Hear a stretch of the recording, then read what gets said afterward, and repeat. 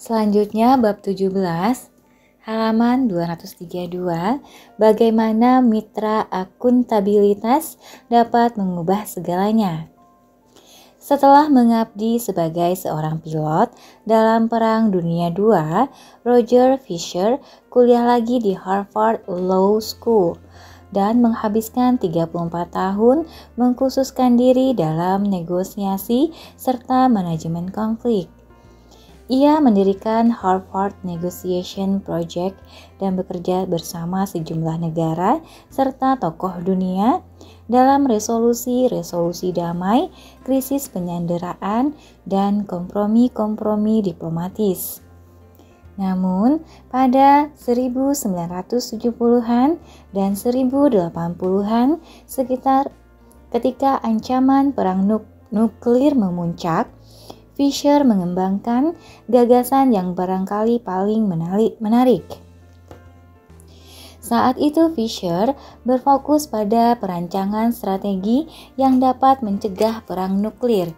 Ia menemui kenyataan yang sangat membahayakan. Siapapun presiden yang sedang menjabat, ia akan memiliki akses ke sandi-sandi peluncuran yang mampu mencabut nyawa jutaan orang. Tapi tidak akan pernah melihat sendiri siapa yang tewas karena selalu berada ribuan kilometer dari tempat kejadian. Yang saya sarankan sangat sederhana. Tulisnya dalam tahun 1981. Tempatkan angka sandi nuklir itu di dalam kapsul kecil, lalu tanam kapsul itu tepat di sebelah kanan jantung seorang relawan. Relawan itu akan selalu membawa sebilah pisau jagal yang besar dan berat setiap kali sedang mendampingi presiden. Seandainya presiden sampai ingin meluncurkan senjata nuklir, satu-satunya yang dapat ia perbuat adalah terlebih dahulu membunuh relawan itu. Dengan tangannya sendiri mencabut nyawa orang yang sama-sama manusia. Presiden akan berkata, "George, maaf, tapi puluhan juta orang lain itu harus mati." Ia harus melihat orang itu dan merasakan apa yang disebut kematian. Kematian yang sia-sia. Darah di karpet Gedung Putih. Sang presiden harus merasakan sendiri realitas itu. Ketika saran itu saya sampaikan kepada teman-teman di Pentagon, tanggapan mereka adalah, "Ya Tuhan, itu mengerikan sekali. Harus mencabut nyawa seseorang akan membuat keputusan presiden terdistorsi." Ia mungkin tidak pernah menekan tombol.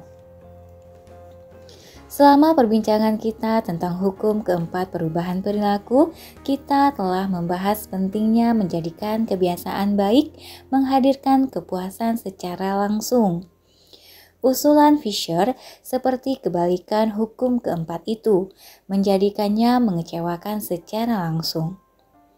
Sama seperti kita, lebih mungkin mengulang pengalaman ketika babak akhirnya memuaskan. Kita juga lebih mungkin menghindari pengalaman ketika babak akhir membuat kita sakit. Sakit atau nyeri adalah guru yang efektif.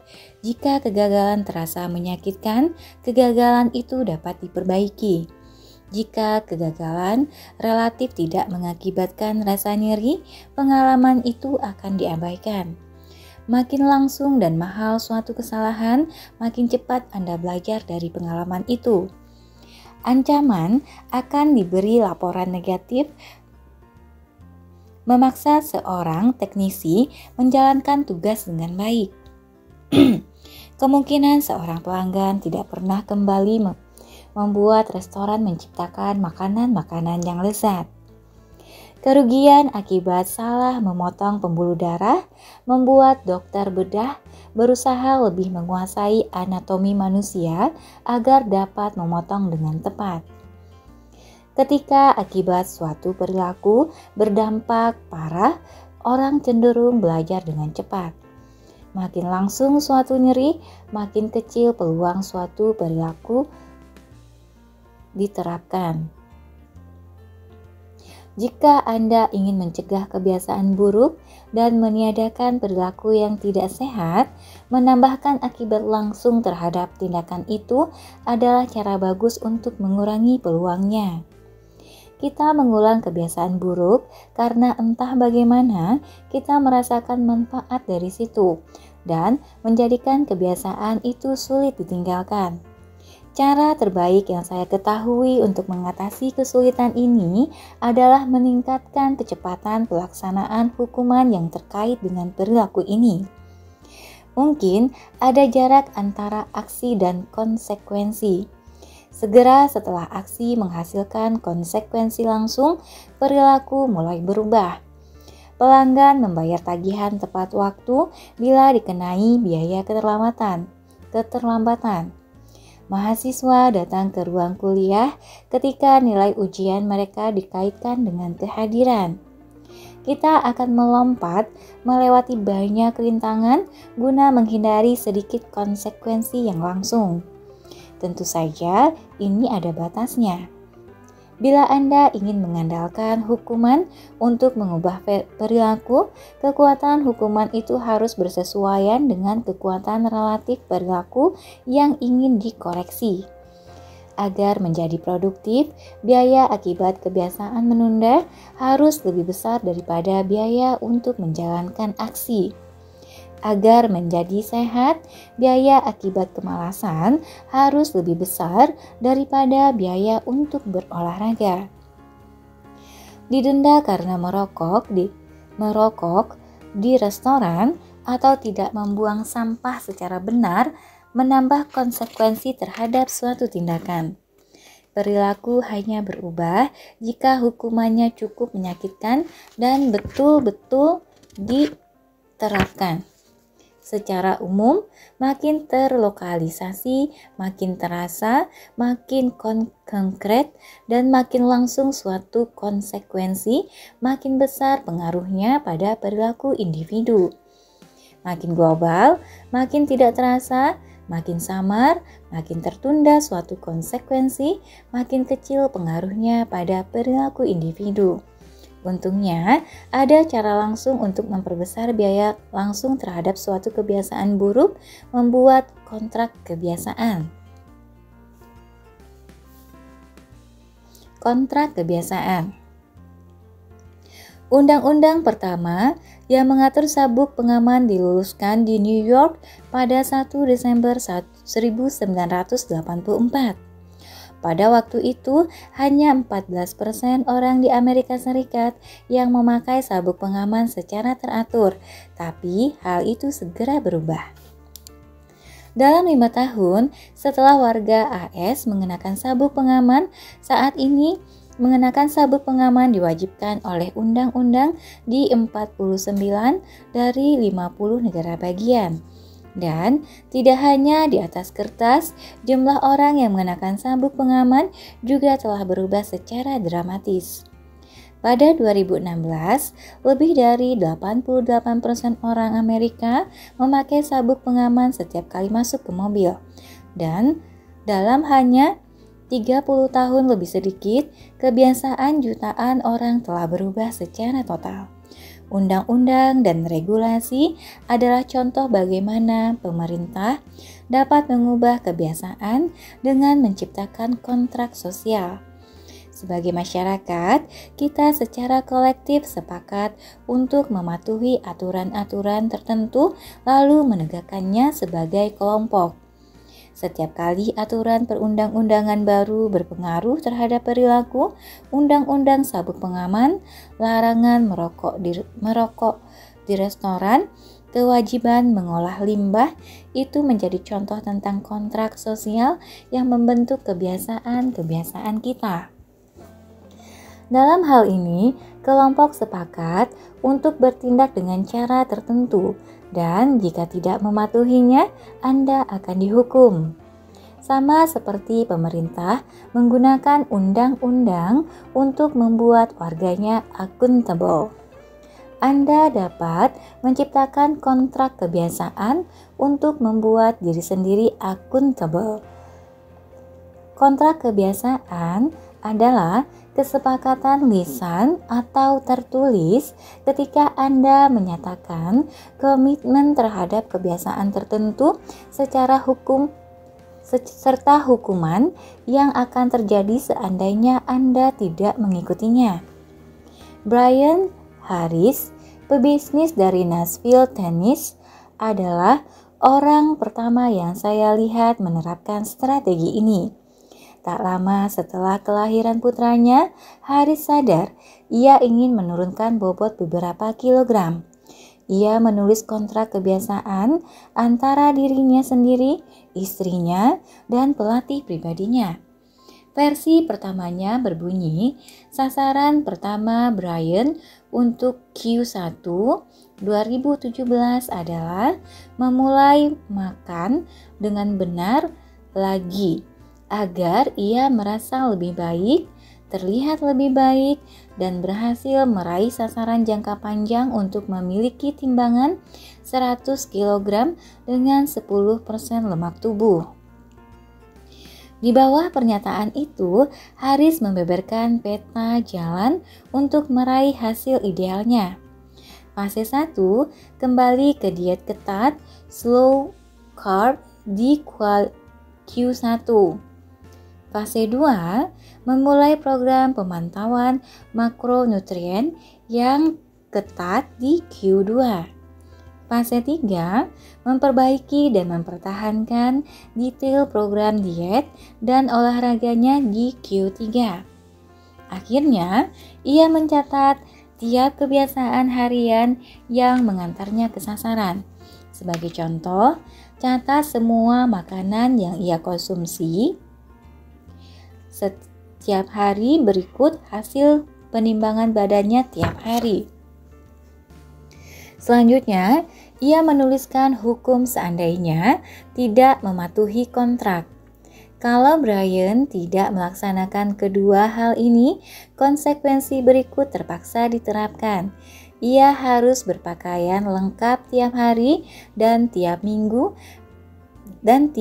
pagi sampai 1 kuartal berakhir.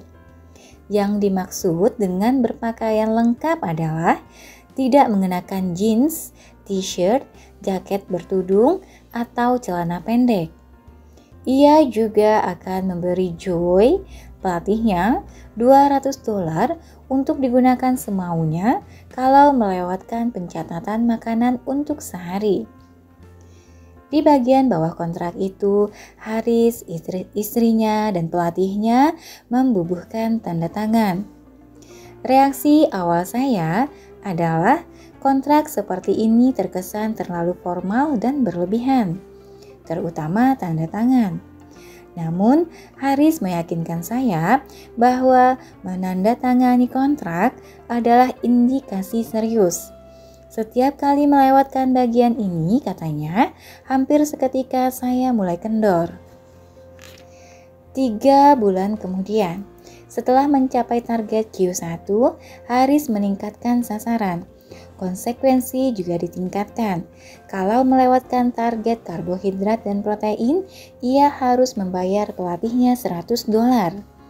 Kalau lupa menimbang badan, ia harus memberi istrinya $500 untuk dipakai sesukanya.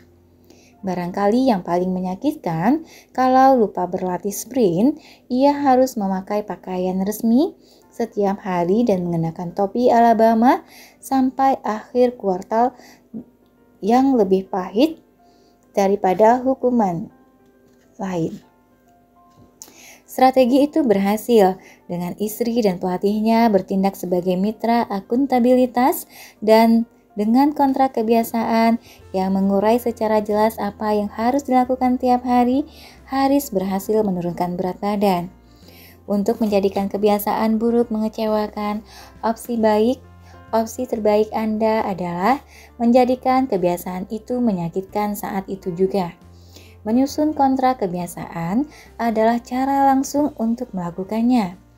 Bahkan, seandainya Anda tidak ingin menyusun kontrak kebiasaan selengkap itu, memiliki mitra akuntabilitas sudah sangat membantu. Pelawak Margaret Cho menulis lawakan atau lagu tiap hari. Ia menjadikan satu lagu per hari sebagai tantangan di depan temannya yang membantunya tetap akuntabel. Tahu ada seseorang yang menyaksikan dapat menjadi motivator yang dahsyat. Anda hampir tidak mungkin menunda-nunda atau menyerah karena kerugian langsungnya ada. Bila Anda tidak mematuhinya, barangkali mereka akan memandang Anda sebagai sosok yang tidak dapat dipercaya atau pemalas. Tiba-tiba, Anda tidak hanya gagal memenuhi janji pada diri sendiri, tapi juga gagal memenuhi janji pada orang lain. Anda bahkan mengotomatiskan proses ini. Thomas Frank, pebisnis di Boulder, Colorado, bangun pukul 5:55 tiap pagi. Jika tidak melakukannya, ia menulis tweet otomatis yang berbunyi pukul 6:10 dan saya tidak bangun karena saya malas. Jawab ini untuk mendapatkan $5 via PayPal limit 5 karena beker saya tidak rusak. Kita selalu berusaha menampilkan diri terbaik kita pada dunia. Kita menyisir rambut dan menggosok gigi dan berdandan sebaik mungkin karena kita tahu kebiasaan-kebiasaan ini paling mungkin mendapatkan reaksi yang positif. Kita ingin memperoleh nilai baik dan lulus dari sekolah terbaik agar mendapatkan kesan terbaik dari calon pemberi kerja, teman, dan keluarga. Kita peduli terhadap pandangan orang sekitar, karena itu berguna agar mereka menyukai kita. Ini tepatnya mengapa mendapat mitra akuntabilitas atau menandatangani kontrak juga banyak gunanya. Ringkasan bab 17. Kebalikan hukum keempat perubahan perilaku adalah menjadikannya mengecewakan. Kita lebih mustahil mengulang kebiasaan buruk kalau kebiasaan itu menyakitkan atau mengecewakan. Mitra akuntabilitas dapat menciptakan kerugian langsung atas kemangkiran kita. Kita sangat peduli terhadap pandangan orang lain tentang kita. Jadi, kita tidak ingin orang lain berpandangan buruk tentang kita. Kontrak kebiasaan dapat dipakai untuk menambahkan biaya sosial pada perilaku manapun. Kontrak itu membuat kita harus mengeluarkan uang karena melanggar janji di depan umum, dan ini menyakitkan. Tahu ada orang yang mengawasi, Anda dapat menjadi motivator yang manjur.